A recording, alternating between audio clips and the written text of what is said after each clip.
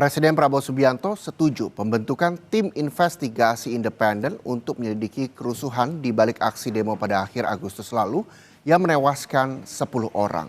Kendati sudah ada restu 6 lembaga HAM, tetap membuat tim pencari fakta sendiri.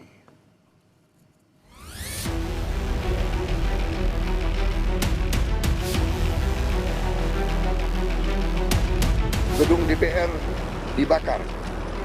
Ini tindakan-tindakan makar, ini bukan penyampaian aspirasi.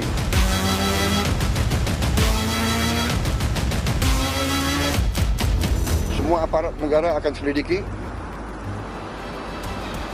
siapa yang bertanggung jawab.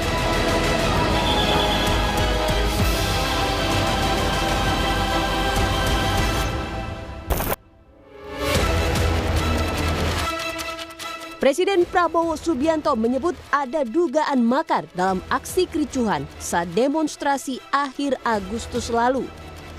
Pernyataan ini memicu desakan untuk membentuk tim investigasi independen dari sejumlah tokoh untuk mengungkap pihak yang memiliki agenda lain dan menurunkan gejolak publik. Kamis malam, usai bertemu dengan tokoh-tokoh dari Gerakan Nurani Bangsa di Istana Kepresidenan, Presiden Prabowo memberikan lampu hijau untuk dibentuknya tim investigasi independen kericuhan aksi demonstrasi pada akhir Agustus 2025. Perlunya dibentuk komisi investigasi independen terkait dengan kejadian Prahara Agustus beberapa waktu yang lalu yang menimbulkan jumlah korban jiwa, korban kekerasan, luka-luka dan seterusnya yang cukup banyak. Presiden menyetujui pembentukan itu dan detailnya tentu nanti pihak istana akan menyampaikan bagaimana formatnya. Wakil Kepala Staf Kepresidenan Muhammad Kodari menyebut salah satu alasan Prabowo menyetujui dibentuknya tim investigasi independen adalah sebagai bentuk komitmen Prabowo terkait pernyataannya untuk mengusut tuntas secara transparan. Beberapa pada akhir bulan Agustus ada unjuk rasa, tetapi juga ada perusuh ya, dan dua itu memang yang harus dibedakan. Apa yang terjadi itu memang harus diperjelas. Sekaligus itu nanti juga akan menjawab pertanyaan dari publik, dari masyarakat, dan termasuk dari adik-adik kita mahasiswa ya, bahwa memang Pak Prabowo betul-betul ingin agar proses ini diusut dengan setegas-tegasnya. Perhimpunan Bantuan Hukum Indonesia mengapresiasi sikap Prabowo menyetujui pembentukan tim investigasi independen, tetapi dalam pelaksanaannya harus dikawal.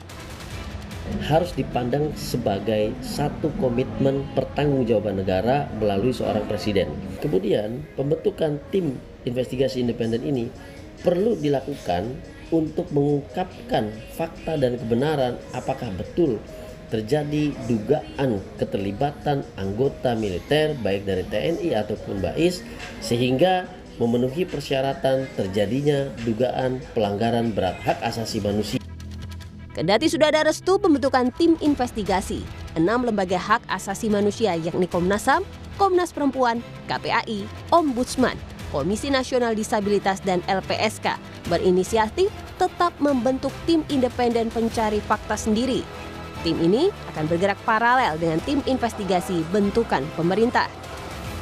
Selain mencari fakta-fakta adalah bagaimana menggali sejumlah informasi terkait dengan situasi korban, apa yang sudah dilakukan pemerintah dan apa nantinya yang harus kami rekomendasikan untuk mendorong adanya keterbukaan terkait kebenaran, keadilan, pemulihan bagi para korban. Jadi karena kewenangan masing-masing lembaga HAM ini berbeda, tentu disitulah justru kekuatan tim ini nantinya karena akan saling melengkapi.